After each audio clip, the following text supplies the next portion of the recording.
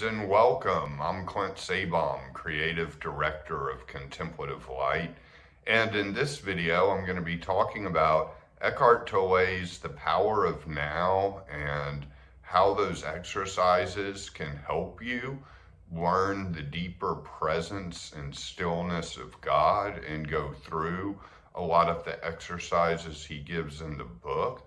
I'm going to talk about how Richard Rohr calls him a friend of the gospel, and also how these exercises are found very much in the tradition of Christian mysticism. So let's start actually with the book's title, The Power of Now. And what is it, getting in the now? And I like to refer to it as more than just the now. I like to use the word here as well. Ram Dass has a book, Be Here Now, because everywhere we go, we are here and we are in the now. We are in the here and we are in the now. You have never been any place different than the here and now. The past happened to you in the here and now. The future will happen to you in the here and now.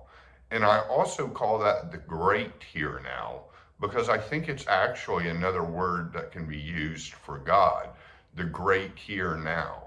And so the great here now can become more than just a concept that you know that you're always in the here now, which is enough to quiet your mind and get you into a point of stillness. But calling it the great here now almost turns it in, well, it does. It turns it into a thing. It turns it into God, the great here now, and just resting in the great here now. And you've always been in the great here now. And what I'm getting to is a sense you've always been resting in God, whether your conscious mind integrates it or not, feels it or not. And that is what a lot of people will call the higher self, you know, the S with a capital S, rather than the lowercase s, which is referred to often as the ego. And so rest in the great here now, really start to integrate this concept that you are always in the here now. And when you're thinking about it throughout the day, return to the here now and return to this great here now that opens in all directions, this vast expanse of sky and space and empty space and time that is always happening in the now. Interesting how your childhood happened in the same now that you find yourself in today.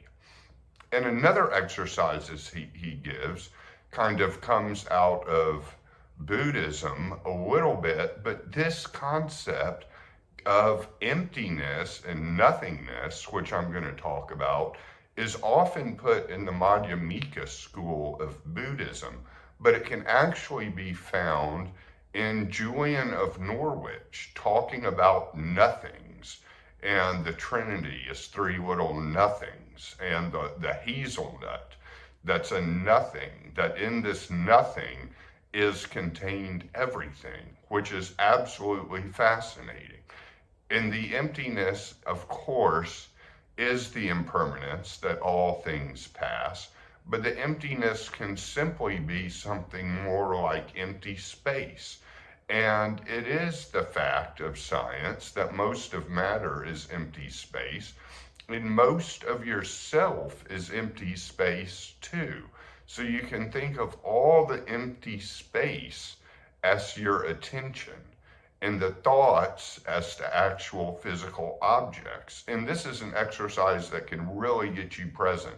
Imagine your room, or whatever room you find yourself in, and imagine the furniture as the thoughts, and the empty space as the attention.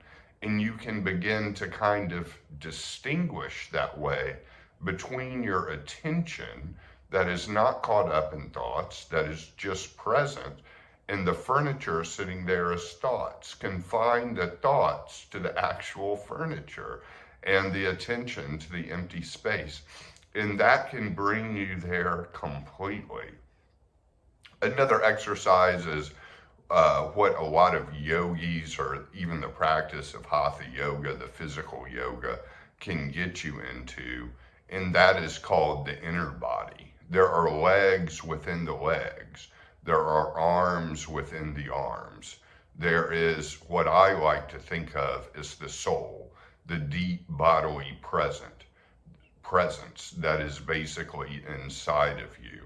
And you can begin to imagine, and it's easier, I'll admit, when you're stretching or when you're working out to start to, or perhaps after your workout, to start to feel the inner body and legs within legs, arms within arms, torso within torso. And at times it can feel like a little crammed, like you're kind of cramming something inside of another thing. And if this happens, you can always imagine it as graced by light. Imagine kind of a white light or a golden light kind of shining through it. So it gives your, inside body, your soul, space to occupy itself in. And and again, all of these can be found in mystical writings. They're not necessarily found in some of the canonical mystics that we have covered previously and most recently on this page, but they are found in other Christian mystic writers. You might want to check out people like John Maine, people like Robert Llewellyn, some lesser known writers in the field of Christian mysticism. And even all the writings of Thomas Merton, of course, have things on all of these subjects. I mean, he hits all of them completely.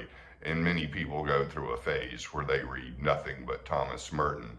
But you can find everything in Eckhart Tolle also in Thomas Merton, which is interesting. Although Eckhart basically kind of puts it into simple, non-loaded language, not necessarily associated with a religious tradition, but a lot of times he is seen as a Christian mystic or a Buddhist mystic in the way he approaches things. So onward we go, and one of the explicitly Christian exercises in this book is what Christian mystics call the way of the cross, the way of just taking your cross on you and surrendering to all the suffering, not resisting it, embracing it, because suffering is going to happen. And I'm not necessarily talking about physical suffering, although that happens too, and you can surrender to the physical suffering,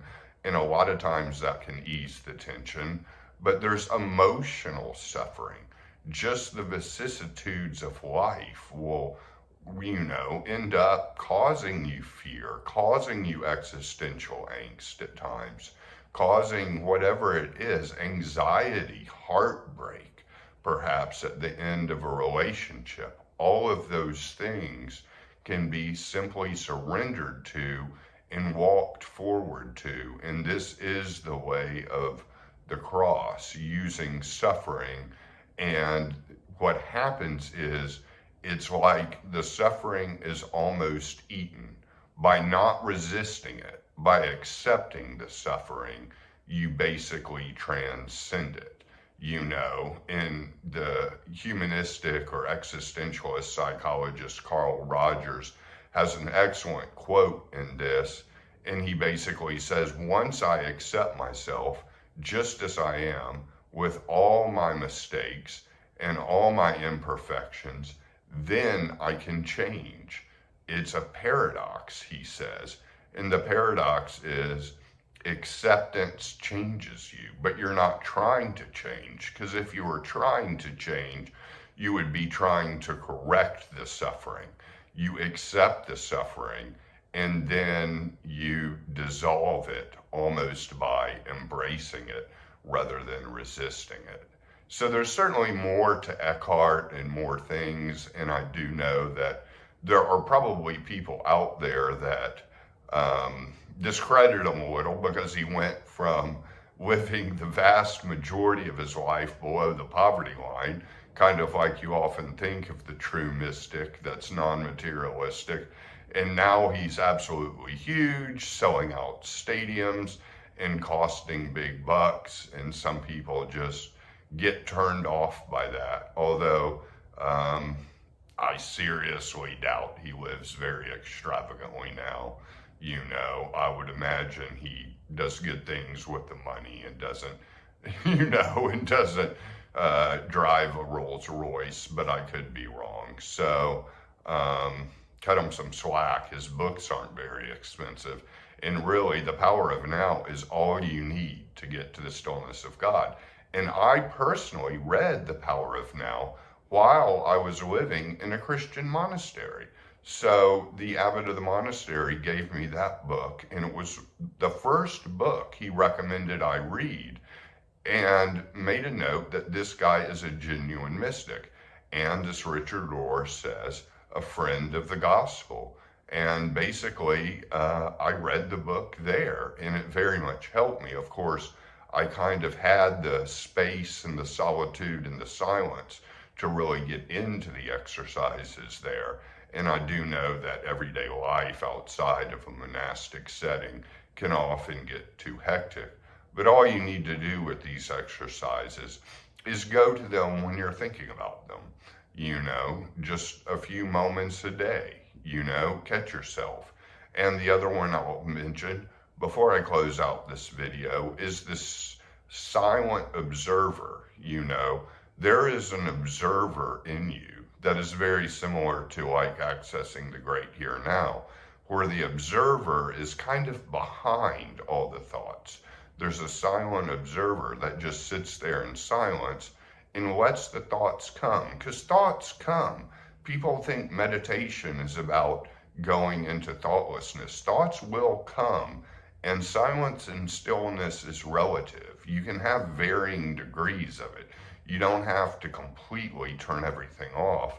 Although Eckhart does mention that there is an off switch to the mind, and I can verify this. I have found the off switch to the mind, and in me it's kind of at the top of the vagus nerve where the spinal column kind of hits the head, and you can kind of shut everything down and the thoughts from rushing upward and kind of subvert it all.